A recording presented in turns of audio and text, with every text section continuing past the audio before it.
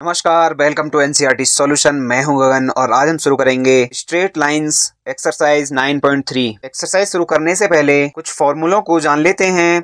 Number first, distance of a point from a line. जैसा कि figure में दिखाया गया है कि एक लाइन L है, ax plus by plus c is equal to 0। इसकी हमें परपेंडिकुलर डिस्टेंस निकालनी है from A point x1, y1। तो इस डिस्टेंस d को निकालने का फॉर्मूला है mod of a into x1 plus b into y1 plus c upon under root a square plus b square. Second thing is distance between two parallel lines. पिछली slide में हमने एक point से किसी लाइन की perpendicular distance को निकाला था। इसमें अब हम दो पैरेलल लाइन L1 और L2 हैं, तो उन दोनों पैरेलल लाइन के बीच की दूरी को निकालेंगे। यदि line 1 y is equal to m x plus c1 है और लाइन 2 जो है वो उसका जो इक्वेशन है वो y is equal to m x plus c2 है, तो बीच का जो डिस्टेंस d होगा वो होगा mod of c1 minus c2 upon under root 1 plus m square. यदि लाइन इस y is equal to m x plus c वाले फॉर्म में ना होके एक जनरल फॉर्म में हो, यानी ax plus by plus c1 is equal to 0 और second line ax plus by plus c2 is equal to 0, तो दो पैरेलल लाइन है उनके बीच में डिस्टेंस निकालनी है। तो d इज इक्वल टू इन कांस्टेंट टर्म्स का डिफरेंस यानी mod of c1 minus c2 upon under root a square plus b square. चलिए एक्सरसाइज स्टार्ट करते हैं। Number first question is reduce the following equations into slope intercept form and find their slopes and the y intercepts. तो question में बोला है कि जो भी इक्वेशन दी है उसको पहले स्लोप इंटरसेप्ट फॉर्म में लाना है और स्लोप की वैल्यू और y इंटरसेप्ट की वैल्यू को निकालना है। तो जो भी गिवन इक्वेशन होगी उसको हम y is equal to mx plus c वाली फॉर्म में लाएंगे, उससे हमें स्लोप और इंटरसेप्ट की वैल्यू पता चल जाएगी। तो first question is x plus 7y is equal to 0। x plus 7y is equal to 0 दिया है तो 7y को लेफ्ट हैंड साइड में रखेंगे, x वाले टर्म को राइट हैंड साइड में ले जाएंगे और 7 से डिवाइड करने पे आता है y is equal to minus 1 upon 7 into x plus 0। तो y is equal to mx plus c वाली फॉर्म में आ गया। अब इसको हम कंपेरिजन कर देंगे y is equal to mx plus c से, तो m की वैल्यू आ गई माइनस 1 अपॉन 7 और y इंटरसेप्ट की वैल्यू आ गई यहाँ पे यानी c की वैल्यू आ गई 0। Second question is 6x plus 3y minus 5 is equal to 0। तो y is equal to mx plus c की फॉर्म में इसको लिखने पे हमारे पास आता है y is equal to minus 2x plus 5 upon 3। Comparison करने पे स्लोप m की वैल्यू आ गई माइनस 2 और y इंटरसेप्ट c की वैल्यू आ गई 5 upon 3। Number third question is y is equal to 0। इसको y is equal to mx plus c में m की वैल्यू भी 0 रहेगी और y इंटरसेप्ट c की वैल्यू भी 0 रहेगी। Next question is reduce the following equations into intercept form and find their intercepts on the axis. तो हमने इक्वेशन पढ़ी थी एक्सरसाइज 8.2 में इंटरसेप्ट फॉर्म वाली, जो की होती थी x upon a plus y upon b is equal to 1, जिसमें a is equal to intercept on x axis था और y is equal to intercept on y axis था। तो first question is 3x plus 2y minus 12 is equal to 0। इसको हम x upon a plus y upon b is equal to 1 वाली form में लाएंगे। तो x और y वाले टर्म को लेफ्ट हैंड साइड में रखेंगे और जो कांस्टेंट टर्म है उसको हम राइट हैंड साइड में ले जाएंगे। अब 3x plus 2y is equal to 12 आ गया, इसको हम 12 से डिवाइड कर देंगे तो हमारे पास जो इक्वेशन आएगी वो आएगी x upon 4 plus y upon 6 is equal to 1। तो इंटरसेप्ट ऑन x एक्सिस आ गया a यानी कि 4 और इंटरसेप्ट ऑन y एक्सिस आ गया b यानी कि 6। Second question is 4x minus 3y is equal to 6। इसको हम 6 से डिवाइड करेंगे तो हमारे पास आ जाएगा x अपॉन 3y2। इसको इस तरीके से लिखने का मतलब ये है कि जो न्यूमरेटर है वहां पे हमें सिर्फ x ही चाहिए, उसका कोई भी कोएफिशिएंट नहीं चाहिए। तो x upon 3y2 plus y upon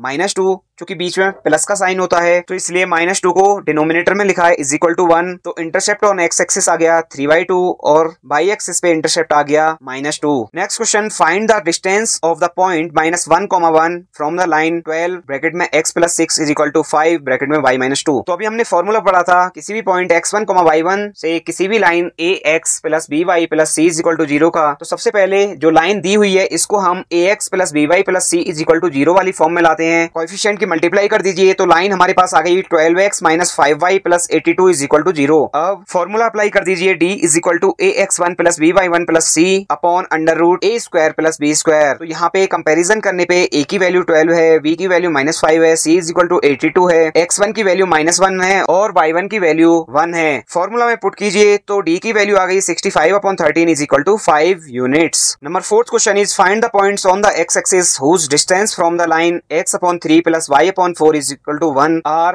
4 unit. तो देखिए हमें पॉइंट निकालने हैं जो कि x एक्सिस पे है और जिसकी डिस्टेंस जो ये लाइन दी है इससे 4 यूनिट है। तो सबसे पहले जो लाइन दी है उसको हम ax plus by plus c is equal to 0 वाली फॉर्म में ले आते हैं। तो एलसीएम 12 लिया तो लाइन हमारे पास आ गई 4x plus 3y is equal to 12। अब हमें x एक्सिस पे पॉइंट को फाइंड करना है तो इट मींस y की वैल्यू 0 होगी। तो हमने पॉइंट को मान लिया x, 0 और डिस्टेंस हमें दी हुई है 4 यूनिट्स। इसको हम फॉर्मूला में पुट करेंगे। a इज इक्वल टू 4 आ गया, b इज इक्वल टू 3 आ गया, c is equal to -12, x1 x है, y1 0 है और d इज इक्वल टू 4 है। सारी चीजों को पुट कीजिए, हमारे पास फाइनली आएगा mod of 4x1 -12 is equal to 20। Mod का मतलब होता है कि वैल्यू प्लस की और माइनस दोनों की हो सकती है। तो सबसे पहले हम +20 लेंगे, 4x1 -12 इज इक्वल टू +20। तो x1 की वैल्यू हमारे पास आ गई 8 और जब 4x1 -12 इज इक्वल टू -20 होगा तो x1 की वैल्यू आ जाएगी -2। इसका मतलब वो पॉइंट 8, 0 है और -2, 0 है। Next question is find the distance between parallel lines. Parallel lines का हमने फॉर्मूला पढ़ा था। लाइंस दी हुई हैं। Number first 15x plus 8y minus 34 is equal to 0 and 15x plus 8y plus 31 is equal to 0। Formula था d is equal to c1 minus c2 mod के अंदर upon under root a square plus b square, mod of -34 minus 31 upon under root 15 square plus 8 square, numerator में आ गया mod of -65 upon under root 15 का square होता है 225 plus 8 का square होता है 64, दोनों को ऐड कीजिए तो आ गया अंडर रूट 289 जो कि होता है 17 का स्क्वायर। तो ये आ गया 65 upon 17 units. Number second l into x plus y plus p is equal to 0 and l into x plus y minus r is equal to 0। तो फॉर्मूला में जब ये वैल्यूज को पुट किया तो d is equal to c1 minus c2 है। तो c1 की वैल्यू यहाँ पे p है, c2 की वैल्यू माइनस r है तो ये हो जाएगा प्लस r, मोड के अंदर आ जाएगा upon under root a square plus b square आ जाएगा l square plus l square. तो आंसर आ गया mod of p plus r upon l root 2। Next question is find equation of line parallel to the line 3x minus 4y plus 2 is equal to 0 and passing through the point -2, 3। तो हमने exercise 8.2 में equation of a line पढ़ी थी। एक line थी जो कि x0, y0 से पास हो रही थी और जिसकी स्लोप m थी। तो इक्वेशन ऑफ ए लाइन होती थी y minus y0 is equal to m into x minus x0। तो यहाँ पे पासिंग वाला पॉइंट तो हमें पता है -2, 3, लेकिन हमें स्लोप ऑफ द लाइन नहीं पता है। चूंकि जो लाइन हमें निकालनी है वो पैरेलल है line 3x minus 4y plus 2 is equal to 0 की। तो पैरेलल लाइन का जो स्लोप होता है वो इक्वल होता है। तो हम 3x minus 4y plus 2 is equal to 0 की स्लोप निकाल लेंगे, उससे हमें उस लाइन की भी स्लोप मिल जाएगी। तो सबसे पहले slope of A B 3x minus 4y plus 2 is equal to 0, y is equal to mx plus c वाले फॉर्म में लिखने पे हमारे पास स्लोप आ गई 3/4 स्लोप आ गई। और जो लाइन हमें निकालनी है वो -2, 3 से जाती है। इक्वेशन ऑफ ए लाइन में पुट कीजिए, इक्वेशन हमारे पास आ गई 3x minus 4y plus 18 is equal to 0। Number 7th question is find equation of the line perpendicular to the line x minus 7y plus 5 is equal to 0 and having x intercept 3। तो देखिए last question में parallel line थी तो हमें पता है parallel line का जो स्लोप होता है वो m1 is equal to m2 होता है, लेकिन परपेंडिकुलर लाइन्स का जो स्लोप होता है उसमें जो रिलेशन है m1 into m2 is equal to -1 होता है। तो इक्वेशन ऑफ ए लाइन को लिखने के लिए हमें स्लोप और 2 पॉइंट्स चाहिए होते हैं। क्योंकि यहाँ पे जो लाइन परपेंडिकुलर है वो दी हुई है तो हम इसकी स्लोप निकालेंगे और लास्ट में -1 अपॉन इसकी स्लोप को कर देंगे तो हमारे पास जो इक्वेशन ऑफ ए लाइन निकालनी है उसकी स्लोप आ जाएगी। सेकंड हैविंग x इंटरसेप्ट 3 दिया है, इसका मतलब ये है कि जो लाइन है वो 3,0 से पास होती है। तो एक स्लोप और एक पॉइंट मिलने से हम इक्वेशन ऑफ ए लाइन को लिख सकते हैं। जब हमने इस line x minus 7y plus 5 is equal to 0 की स्लोप को निकाला तो स्लोप आ गई 1/7। तो जो हमारी लाइन है जो कि परपेंडिकुलर है इसकी, उसकी जो स्लोप होगी वो -1/m होगी और हमारी जो लाइन है CD उसकी स्लोप आ गई -7 स्लोप है 3,0 से पास होती है। तो y minus y0 is equal to m x minus x0 में पुट करने पे हमारी इक्वेशन आ गई 7x plus y minus 21 is equal to 0। Next question is find angles between the lines x root 3 plus y is equal to 1 and x plus y root 3 is equal to 1। तो हमने angle between two lines वाला formula पढ़ा था जो कि होता है tan theta is equal to mod of m2 minus m1 upon 1 plus m1 into m2। तो यहाँ पे सबसे पहले हमें m1 और m2 की वैल्यूज को निकालना है। y is equal to mx plus c वाली फॉर्म में दोनों इक्वेशन को लिख लिया। तो m1 की वैल्यू आ गई -√3 और m2 की वैल्यू आ गई -1 अपॉन √3। दोनों को फॉर्मूला में पुट कीजिए। tan थीटा की वैल्यू आ गई मोड ऑफ -1 अपॉन √3। मोड का मतलब होता है वैल्यू पॉजिटिव हो सकती है और नेगेटिव हो सकती है। तो जब tan theta is equal to positive 1 upon √3 होगा तो थीटा की वैल्यू 30 डिग्री आ जाएगी और जब tan theta is equal to -1 upon √3 होगा तो थीटा की वैल्यू आ जाएगी 150। Next question is the line through the points h, 3 and 4, 1 intersects the line 7x minus 9y minus 19 is equal to 0 at right angle. Find the value of h. तो देखिए right angle पे दो lines intersect कर रही हैं। पहली line है जो कि h, 3 और 4, 1 से जाती है और सेकंड लाइन दी हुई है 7x minus 9y minus 19 is equal to 0. Solve करने का तरीका ये रहेगा, जो परपेंडिकुलर लाइंस होती हैं उनके स्लोप्स के बीच में एक रिलेशन होता है m1 into m2 is equal to -1. तो सबसे पहले हम m1 निकाल लेंगे, उस लाइन की स्लोप जो कि h, 3 और 4, 1 से जाती है। स्लोप m का फॉर्मूला हमने पढ़ा था y2 minus y1 upon x2 minus x1 और m1 की वैल्यू आ गई -2 upon 4 minus h। ऐसे ही slope of the line 7x minus 9y minus 19 की निकाली है, y is equal to mx plus c वाले फॉर्म में ले आए तो m2 की वैल्यू यहाँ से आ गई 7 upon 9। चूंकि दोनों लाइंस परपेंडिकुलर हैं तो m1 into m2 is equal to -1 होगा और इससे हमारी h की वैल्यू निकल जाएगी 22 upon 9। Next question is prove that the line through the points x1, y1 and parallel to the line ax plus by plus c is equal to 0 is a x minus x1 plus b y minus y1 is equal to 0। तो हमें ये prove करना है कि एक line जो कि पास होती है x1, y1 से और जो कि पैरेलल है ax plus by plus c is equal to 0 की, वो ये जो दी हुई है वो हमें प्रूव करना है। तो मैंने पहले भी बताया था कि सबसे पहले हमें एक तो स्लोप और एक पॉइंट्स हमें पता होना चाहिए जिससे कि लाइन पास कर रही है, तो इक्वेशन ऑफ ए लाइन को हम लिख सकते हैं। क्योंकि जो हमें लाइन निकालनी है वो पैरेलल टू द लाइन है ax plus by plus c is equal to 0 के, तो जो इस लाइन की स्लोप होगी वो ही हमारी लाइन की स्लोप भी होगी। तो y is equal to mx plus c वाली फॉर्म में लिख लीजिए, तो स्लोप की वैल्यू आ गई -a/v। अब हमें उस लाइन की इक्वेशन को निकालना है जो कि पॉइंट्स x1, y1 से जाती है और जिसकी स्लोप -a/b है। फॉर्मूला में पुट कर दीजिए y minus y1 is equal to -a/b, x minus x1, b की मल्टीप्लाई हो जाएगी y माइनस y1 से, तो b into y minus y1 is equal to -a x minus x1। Right hand side को भी left hand side में ले आइए तो आ गया a into x minus x1 plus b y minus y1 is equal to 0। यही हमें प्रूव करना था।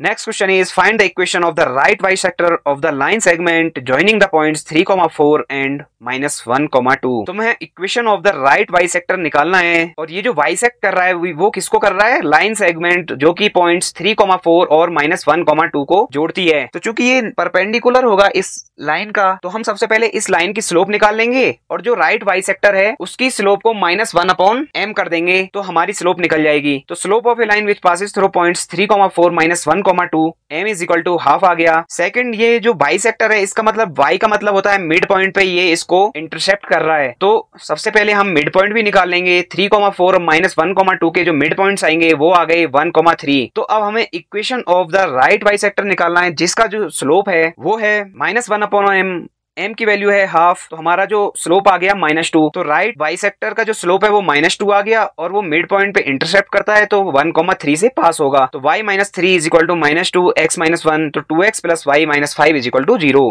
Next question is find the coordinates of the foot of perpendicular from the points -1, 3 to the line 3x - 4y - 16 is equal to 0। तो हमें coordinate निकालने हैं foot of the perpendicular के, जो कि -1, 3 जो उसका टॉप वर्टेक्स है वो है -1, 3 और वो परपेंडिकुलर किस लाइन पे है, 3x - 4y - 16 is equal to 0। तो देखिए इसके फुट के कोऑर्डिनेट्स को निकालने के लिए सबसे पहले हम स्लोप को निकाल लेते हैं। क्योंकि ये परपेंडिकुलर है 3x - 4y - 16 is equal to 0 पे, तो जो 3x - 4y - 16 is equal to 0 है इसकी जो स्लोप आएगी उसका हम -1/m कर देंगे तो हमें इस परपेंडिकुलर की स्लोप भी मिल जाएगी। तो 3x - 4y - 16 is equal to 0 को y is equal to mx plus c वाले फॉर्म में लिख लिया। m की वैल्यू आ गई 3/4। अब slope of the perpendicular m1 आ गया -1/m यानी -4/3। इसको हमने इक्वेशन 1 दे दिया। Let coordinate of the foot of the perpendicular are ab, तो हमने इसके फुट के जो कोऑर्डिनेट्स हैं इनको ab मान लिया। क्योंकि ये जो परपेंडिकुलर है ये पॉइंट्स -1, 3 से और a, v दोनों से पास होता है, तो इन दोनों पॉइंट्स की हेल्प से जो इसकी जो स्लोप आएगी वो आएगी m1 is equal to y2 - y1 यानी v - 3 upon x2 - x1 a plus 1। इसको हमने इक्वेशन 2 दे दिया। एक स्लोप हमारे पास आई थी कि जो वो लाइन थी उसकी स्लोप का हमने -1/m किया था, उसको हमने इक्वेशन 1 दिया था। और सेकंड वाली स्लोप हमारी जो 2 पॉइंट्स हैं उसकी हेल्प से आ गई। क्योंकि इक्वेशन 1 और इक्वेशन 2 इक्वल होंगी तो हमने इसको इक्वल रख दिया। b - 3/a plus 1 is equal to -4/3। जब इसको सॉल्व करेंगे तो हमारे पास इक्वेशन 3 आ गई 4a plus 3b - 5 is equal to 0। एक इक्वेशन तो यहाँ से आ गई। अब चूंकि पॉइंट a, v जो हैं, जो हमने कोऑर्डिनेट्स माने हैं फुट के, वो 3x माइनस 4y माइनस 16 पे लाई करते हैं, तो ये सेटिस्फाई करेंगे इस वाली इक्वेशन को भी। तो x की जगह a रख दीजिए, y की जगह v रख दीजिए, तो 3a minus 4b minus 16 is equal to 0, ये इक्वेशन 4 आ गया। इक्वेशन 3 और 4 को सॉल्व कीजिए तो हमारे पास a और b की वैल्यू आ जाएंगी 68 upon 25, minus 49 upon 25। Number 15th question is, if P and Q are the length of perpendiculars from the origin to the line, x cos theta minus y sin theta is equal to k cos 2 theta and x sec theta plus y cos x theta is equal to k respectively. Prove that p square plus 4q square is equal to